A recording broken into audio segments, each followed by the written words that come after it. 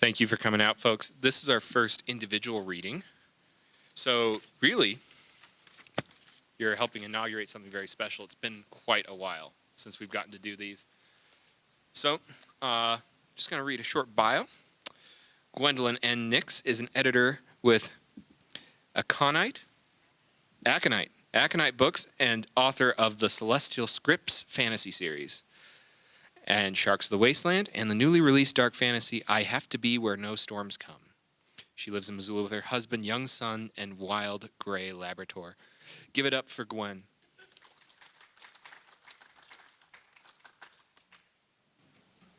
Thank you, Sam, and thank you everyone for being here. As Sam had said, I'm an author and an editor, and my new release is a Weird West fantasy, dark fantasy. So prepare yourselves for some inappropriate language and horror and terror.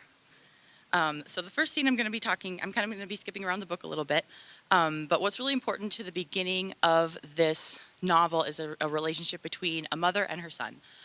Essentially, Domino is our main character. He finds himself in a hellish landscape. This hellish landscape changes based on your experiences and who you are and maybe the trials that you've gone through in your life. So there's a lot of transformative powers that you'll notice. Hell itself is different from a land of punishment, as you might see in a Christian context. In this, it's kind of a wasteland area. You kind of wander, and in the scene, Domino ends up meeting his mother at a bar. Domino found his mother in a bar. It was one of those self-proclaimed humanity plots where some tired group had clasped hands, made a vow, and built a one-story hovel complete with a tumbleweed-thatched roof and a proclamation hammered on the door. "This is like earth," it said. "Blessed the peacemakers, for they shall be called the children of earth." Beneath it, scratched beneath the wood, "Now God be praised that to believing souls gives light to darkness, comfort in despair." "God doesn't exist," was written underneath that. And underneath that, "Of course he exists. You're in hell, for God's sakes. How much proof do you need?" Dust covered Domino's body as he stumbled inside. He slid on a bar stool made of driftwood and femur bones. A bartender dried a chipped whiskey snifter and raised an eyebrow at him. "I ain't got nothing," he breathed out, rusted. He licked his chapped lips, his tongue scooping up the tender ooze of blood from a particularly deep crack. Everything was dry here. "Not like the economy's crashing," she answered, and put the glass on the scoured table. She brought out a big bottle of Glenlivet and poured the amber liquid. He wanted to smile, but even his mouth felt exhausted. He wasn't sure if he should be happy that alcohol was the devil's drink and therefore found in copious quantities throughout this hell, even the 100-year-old golden stuff. He rinsed his mouth, wished water was just as abundant, and watched a group of men play some version of pool with the balls smoothed white. He coughed and tipped his head down low, hunching his shoulders. He didn't want to talk to anyone. He wasn't sure if he remembered how to anymore, but he entertained the idea of hustling the other sharks for a hardball win. The square glass brick lay heavy in his pocket. He pulled it out and set it face up on the bar. "Do you know what this is?" he asked the bartender. She peered at it for a moment and then nodded once. "Looks like a fancy new cell phone." "A cell phone?" "Yeah, like a telephone. You know what that is, right?" He nodded slowly. "Rotary dials, curly-cued wires. It's a newer version, compacted and mobile, so you can take it on the go." "Do you know how to use it?" he asked, even though he had a pretty good idea at this point. Never one to assume, though. Better to ask questions now than pay for them later. "Before my time, sweetheart," she said. He mulled the word cell phone over in his head, always shocked at what came down the pipeline. He stretched his legs out, muscles taut from walking miles without rest, and his knees popped. His body ached in a multitude of ways. "Looking a little worse for wear," he heard at his elbow.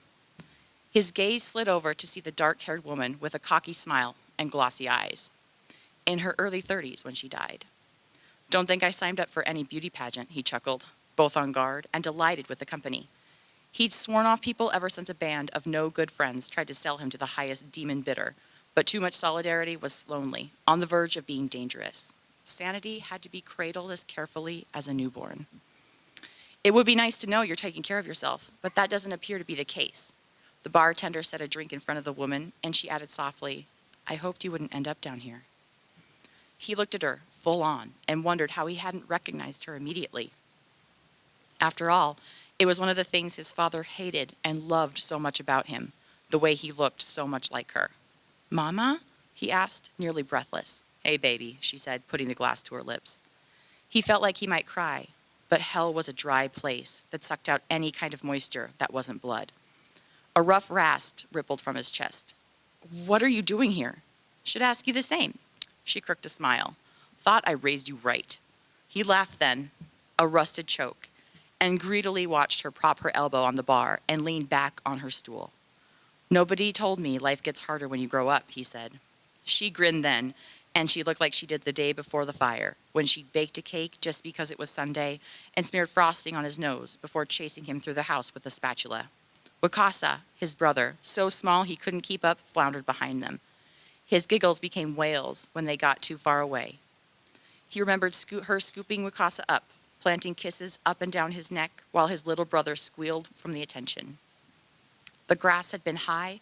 It was a good but dry summer, and he had watched the cottonwoods shed their pods. They floated in the air like clouds. "You die at that age, or just making yourself look like that?" she asked. He swallowed hard. "Died," he admitted. "Some arrived in hell with 80-year-old bodies, and they had to buy and peddle spells to make them fit for a rough afterlife." "Too young," his mother noted. "Older than you," he said, drowning the rest of his drink in one smooth gulp. The bartender, bless her heart, was good at her job and filled it back up neat. "And Wakasa?" "Still up top from what I know," he said. The look of relief crossing her face echoed his own. "Now that would have been too young," he added. "How have you been riding?" she asked after a pause. "Alone, mostly." "Think you might want someone to ride shotgun?" His heart climbed in his throat, and he realized he didn't want anything more. "As long as it's just you. Always has been, baby." They stole a car a few days later. A beautiful vintage Shelby Cobra straight from the bright side. Paint still shiny and red as the sun, parked in a concrete lot in the middle of nowhere. Domino didn't think twice and shoved his bag in, while Thessaly swung her legs over the open top and slid in the leather passenger seat. In the driver's seat, Domino rested his twitching thighs for a moment before yanking the panels down to get at the wiring. Sparks shot out with the scent of electrical discharge. The metal girl revved with a full tank. His mother laughed like she was 16, and this was her first joyride. They pulled out of the parking lot and rolled on broken sand, idling for a moment as hell rearranged its punishment into a long stretch of blacktop extending into the horizon. Maybe dreams do exist in damnation, Domino thought as he shifted into third gear. "Thank God ostentatiousness is a sin," his mother said, lifting her hair and letting the wind take it up and ripple behind her like a dark wave. "Thank God so is gluttony," he said, finally breaking a smile. He didn't think the car would ever run out of gas, or that her tires would ever turn ragged. She was down here for another purpose entirely, but luckily, her punishment wasn't for him. It wasn't no rainbow, but as Domino shifted into fifth, he felt like things might just end up okay.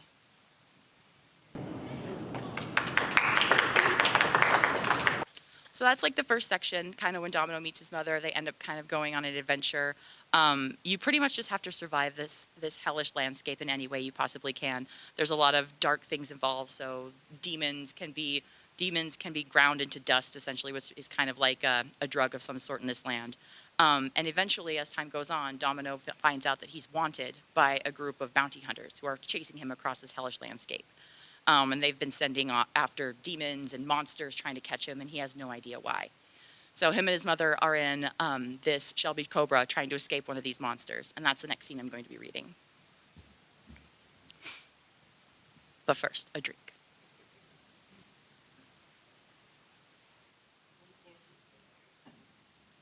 It's nerve-wracking being up here.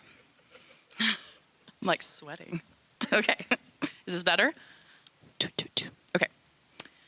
So like I said, Domino is running from running from these bounty hunters. They're coming after him, and he and his mother are trying to figure out a way to get away as fast as possible.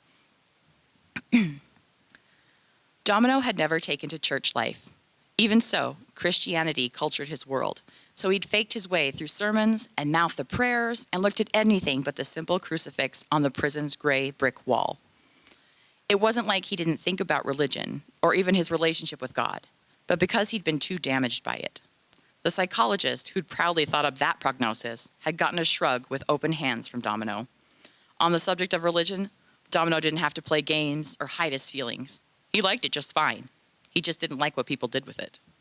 Like Daniel, his father, who'd pretended to wear the solemn black of a preacher for so long, it finally became truth.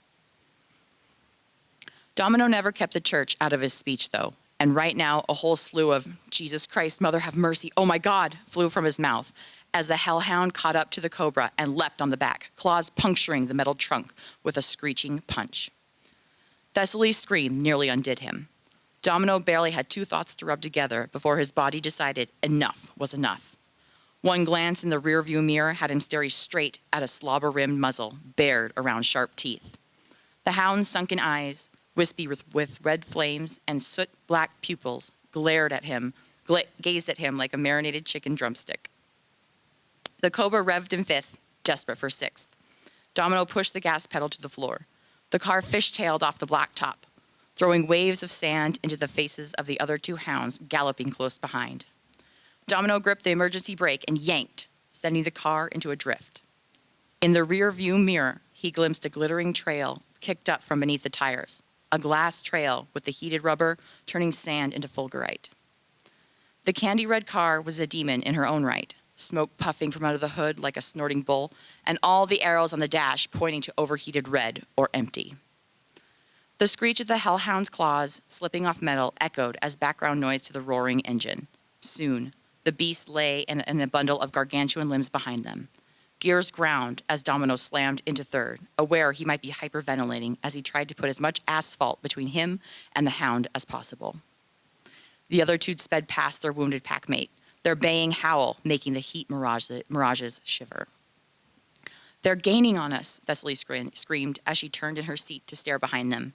Domino couldn't help but be reminded of that painting, captured forever in an old art book too dusty for modern interest, of a bald man stuck in an orange swirling background, his mouth dropped in an ever-shrieking O. Thessaly was like that, displaying her panic to the world. In the end, it wouldn't matter one lick, though. Third shifted to fourth to fifth. "I know," Domino rasped. He'd inhaled enough dust to render his lungs desert dry, but a wild notion formulated in the back of his mind and ran desperate tingles to his fingers. A precursor to something crazy, something dangerous, just because he was that cornered. "We have to jump the ship," he decided. "What?" Thessaly yelled, spinning to look at him. "Are you fucking crazy?" "Abandon the car," Domino said, reaching back to make sure he had a hard hold on his backpack.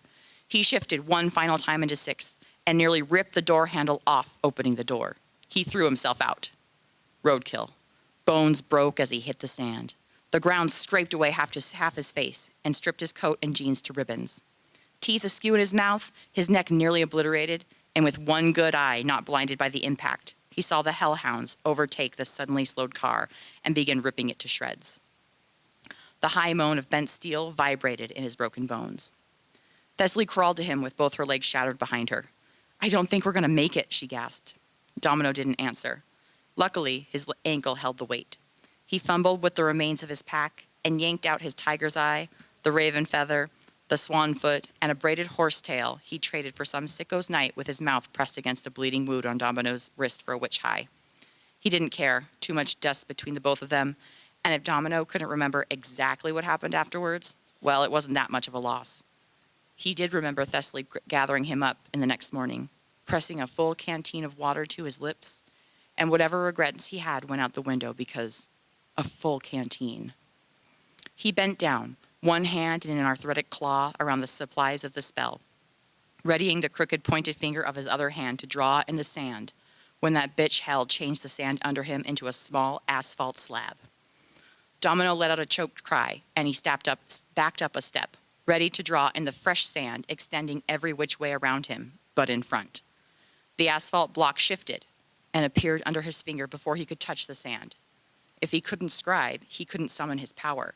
He looked up, frantic now as the hellhounds finished ripping the stuffing out of the seats. Domino backed up a step to redraw. Again. His finger hit asphalt every time. Cotton clouds and ruin filled the air. "God fucking damn it, woman, save me!" he roared through mountain jagged teeth as the blacktop. With a wink, the asphalt disappeared. The hellhounds lost interest in the car and milled around the hump of metal, catching their scent and jogging towards them. In the burning sand, Domino drew a circle with a jagged line and a triangle through it, tossed the 3 offerings with a slurred sentence, and watched them turn to char in the air. He kissed the tiger's eye and experienced his soul falling into a fathomless abyss where a blue nebula waited. He grabbed the pulsing tendrils and unraveled them like yarn, letting the strands expand at the speed of light up his synovial fluid and out. Lightning, blinding white and thick as a synapse, struck from a cloudless sky. The hounds yelped and shied away from the brightness. Domino grinned, experiencing the electricity in his enamel. Another crack struck one of the hounds between the shoulders, lighting up his insides into a golden, throbbing shine, just before the creature collapsed in a smoking pile of roasted meat and singed hair. Domino felt the lightning release the hound's life, and he sucked the essence into his gut, experiencing the leftover throbbing in his belly like a second heartbeat. Electricity, silent without its thunder, bolted into the second hound. Domino's hair stood on end, waving like cilia. A third heartbeat joined his. Jesus fucking Christ, Thessaly murmured on the ground next to him, her legs struck out in front of her and mending back together very slowly. Now that's some power. Concentration broken, the moment broken, the air settled into a charged mist around them, heavy with petrichor.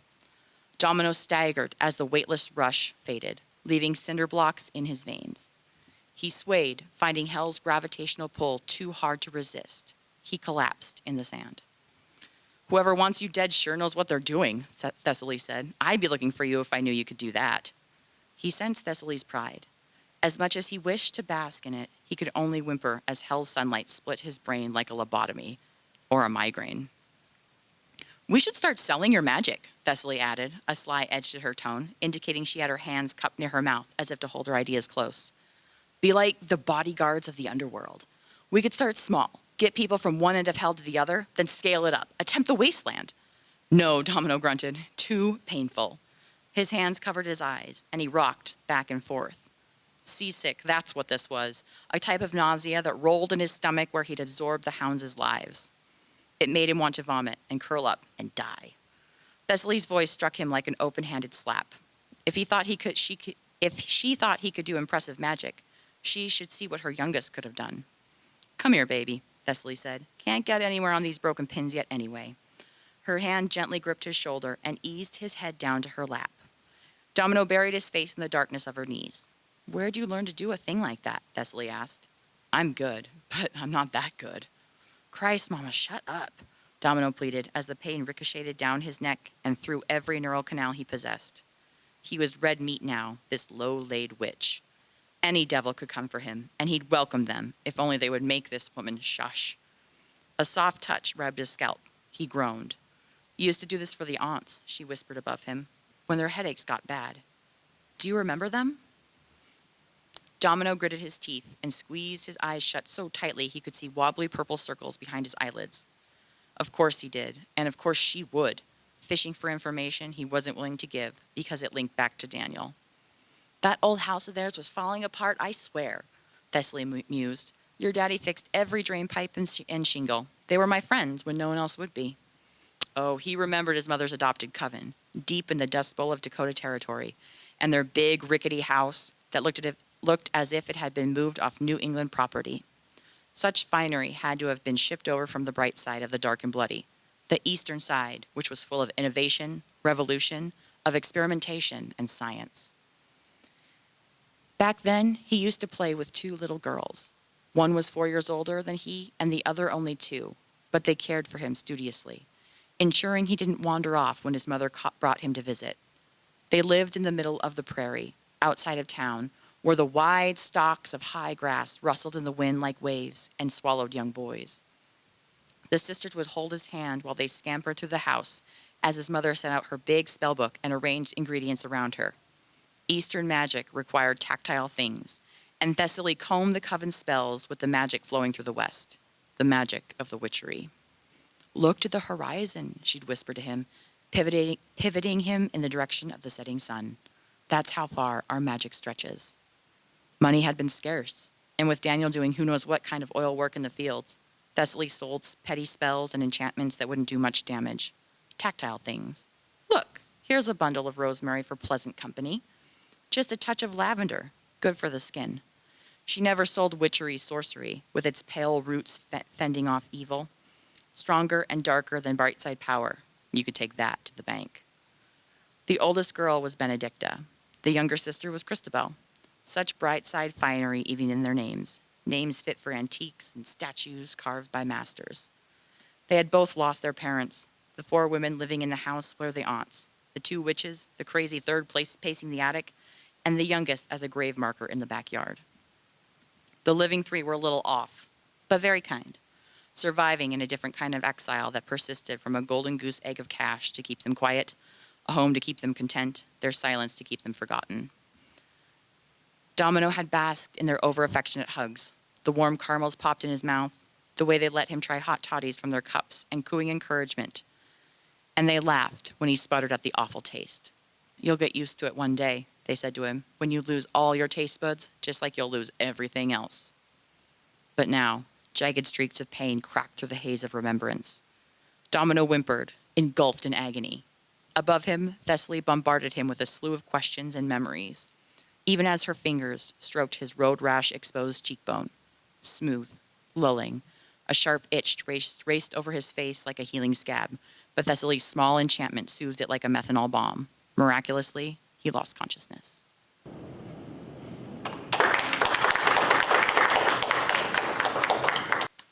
And then, just since we have 10 more minutes, I've got one small last snippet. This takes place after Domino meets his younger brother, Wakasa. His younger brother is a very strong witch. They end up going through a big trial, and Wakasa makes a grand sacrifice. And this is kind of the aftermath of that big sacrifice. It's also from Wakasa's point of view instead of Domino's, so there will be a switch there. And it's short and sweet, I promise, and then you can run away. Oh, one last thing. There's some like nomenclature changes in this. So some like hell is sometimes referred to Helia, which is a different type of name for hell in this world.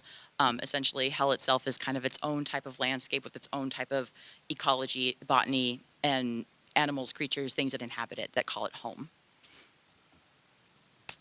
Helia spread out before Wakasa in a color palette of reddened sand and hellfire sky. His own touch had transformed the world. His magic had marked reservations for human souls. He'd upheld his bargain with the demon who'd walked these plains long before a whisper of humanity had come here. It seemed fitting that he had been ejected from the land he'd been born on to end up here of all places, just another lost soul for Helia's maw. No shadows rested inside of him, nothing bound that coiled and leapt for him. There was no division between human and beast anymore for him either. His hands now ended in curved black claws. Diamond-shaped scales patterned down his chest to encircle the scar where a thunder goddess had left her mark. But he knew his name.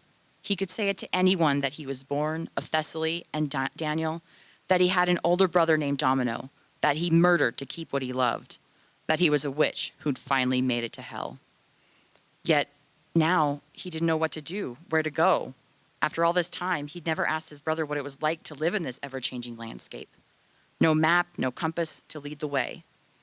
As he studied the flat horizon in front of him, as though it too waited in anticipation for his next move, he tongued the throbbing brand on his lower lip and uttered a sharp bark of laughter. Even here, in an underworld that could no longer be accessed by humans, he still bore a living mark. If Naomi wanted, perhaps she would find him. Maybe she made a sacrifice and had uphold power at her disposal. Maybe she desecrated some place sacred. Maybe she'd killed him. He couldn't quite remember. He couldn't quite remember how he died. The wind pressed against him, urging him to move, but he swayed in its path instead and let the slow slink of time erode him. At some point, the presence of Helia slunk away, leaving only a brickwork road of destiny in front of him. A destiny if he so choose. Not a worthy soul for torture, he thought with a smirk. What did it hope to give him that he hadn't already suffered enough? He realized at some point in this eclipse of hellfire that the tundra of the night, that he was grieving. Grief for himself, for his family, for those he'd twisted out of shape on his way to this final damnation. A strong touch encircled his shoulder. In his chest, his heart gave a mournful stutter. It's just Helia, he told himself, messing with my mind. The touch remained, though, a steady weight that told him to take his time. His heart spread its wings, taking flight with newfound hope. His own hand covered that touch, his black claws digging in just enough for him to believe in the reality of it all. The hand squeezed back, a familiar pillar which Wakasa had leaned against his whole life. He turned slowly to look into the face he'd fought lightning and mountains and death itself for. And now they could ride into a land where no storms would fall.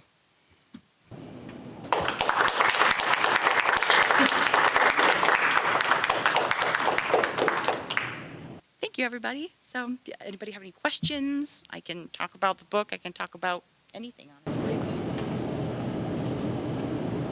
Why was Thessaly in hell? So it's part of the big plot of why any souls at all go to hell. But essentially, like, long story short, hell is actually this own type of realm that has been, I guess, colonized in a certain way by humans and by an evil magician who is sending these people, instead of where they're supposed to go, wherever that may be, into this land of this new land that they think is hell. So it matches up with kind of like some Christian ideals or other ideals that other cultures have known of. But then slowly throughout the novel, you realize that this is actually a place of its own. It could be just like the plains of North Dakota or even like Missoula. It's a place that has its own people and place and animals and things. And these human souls are in a way kind of like impinging on it by being there. And Thessaly herself, she's a witch, so she ends up getting kind of caught in this curse that shuffles her into this hell place. You don't really find out why she's really there, but you do know that she has done, essentially when you are a witch, you have to do an evil deed to come into your power. And she does something terrible and evil to make her come there. She seems too nice. Well, damn it, I didn't do a good job. Yeah. You mentioned the Dakotas, and you just mentioned the Dakotas now. Is this right about the West? Is the more of the West? Yeah, this is definitely like I would consider my like Montana book in a way. I've kind of put my books kind of considering where they're from or where I've kind of got my inspiration for them. So like my Sharks of the Wasteland book was my New York book. I wrote that when I was in New York. I was really inspired by that.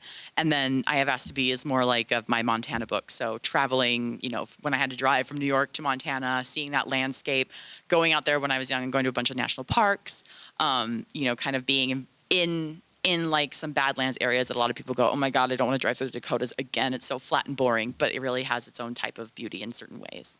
So yeah, a lot of inspiration comes from, I guess, my homeland and where I've come from and the exploration of that. I think there's always a universal pull between siblings and brothers. And I thought you addressed the love-hate relationship there. Thank you. What inspiration did you have?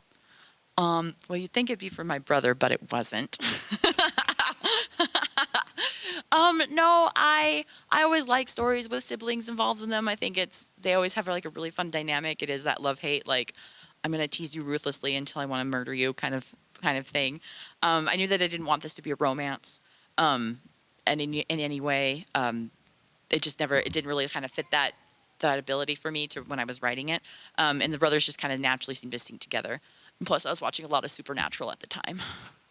So that might have had an influence. Yeah.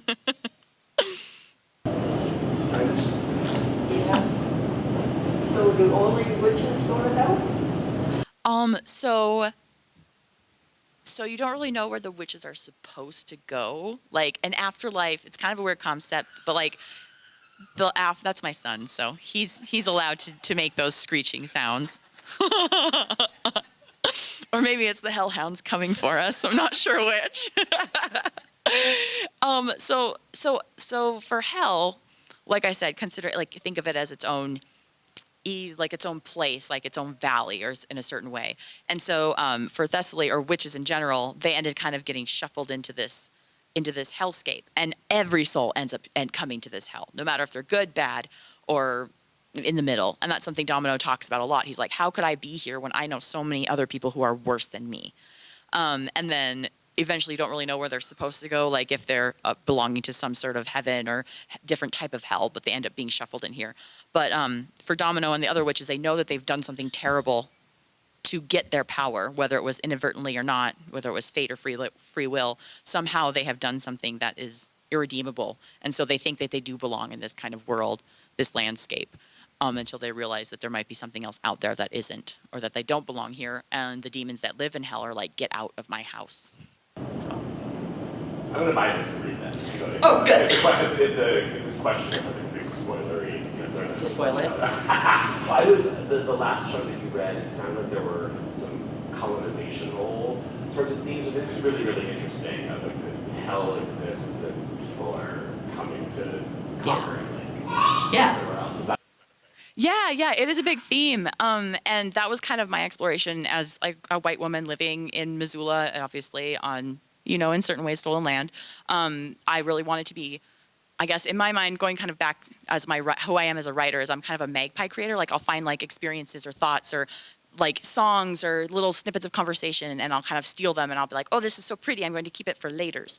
And then when later shows up, I have this huge mound of pretty shinies that are like dragged from different cultures across the world and different conversations. And so when I started writing this book, I really wanted it to have a Native American influence because of where we live. But at the same time, I wanted to do it so I wasn't culturally appropriating. And so it was really difficult to take all those shinies and be like, well, this belongs to, the Blackfeet Nation, and this belongs to something I don't know, and this belongs, I don't know where this came from. So I really took that idea of, me being from Missoula and being from Montana, I always felt like this was my home.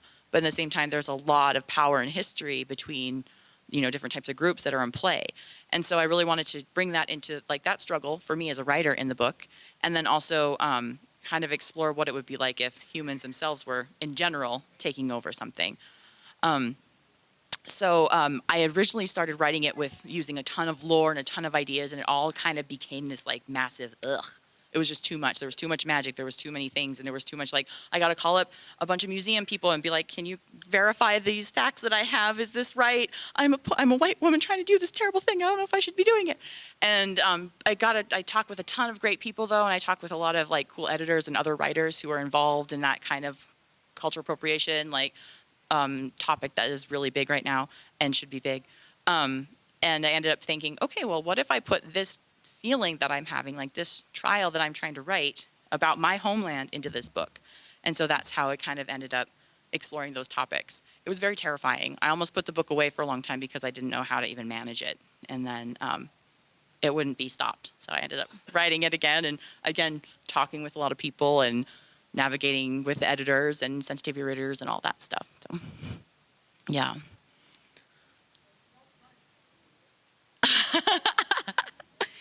But you have so much power.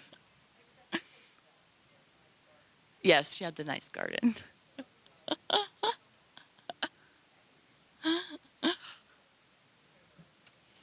Yeah, like there's a lot, again, like for these specific witches that Domino is part of, they don't know where they came from. They don't know, that's part of their curse. Like they don't know where they're from. They don't know what to believe in. They don't know where their magic stems from at all. And that's part of like some, kind of an idea of like, where do you come from? It's important to know your heritage in certain ways. But then when it's taken away, you're left with this power that has no meaning behind it. And so they obviously have to do something terrible to bring in their power. There's other types of witches, like the Eastern types of witches that are more like spell, that what you would consider like from practical magic, for example. I'm rambling. But what was the question, Grandma?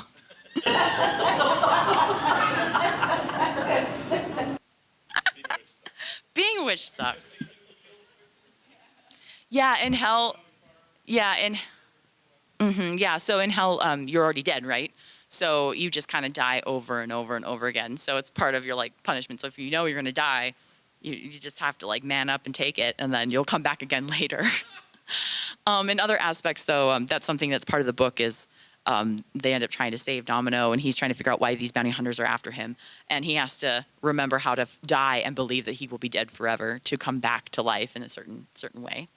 So, yeah, a lot of themes with like that are dying and death and where you're going to go in the afterlife kind of thing. I wondered about the wings. They were practical. Oh, yes. Wakasa does have like a transformative ability with him. He is a witch that can essentially steal souls and make them part of him, and they're like wild hounds essentially that he can like unleash and they can run wild. And he ends up, as he does this, he ends up losing a lot of his humanity or the aspects of what he appears to be. So he has claws and wings, and it kind of shifts. He can shift back and forth between his hell form and his human form. Where did the name Okasa come from? It was a, oh my gosh, where was it? I can't remember exactly where I got it from, but I think it was like a mishmash from a Badlands Native American word, and I can't remember the tribe, but I'm so sorry. I know, right? God, way to put me on the spot. Did you have a question? I really liked the term that you said earlier about magpie writer, and I will be putting that on my shelf of shiny things. Oh, good. Yes, definitely use it. It's like the only way I could think about how I did it, because when I started writing this book, I was like, I'm going to use this and this and this and this, and I was like, oh, there's so many things and lore and culture. Yeah. Thank you.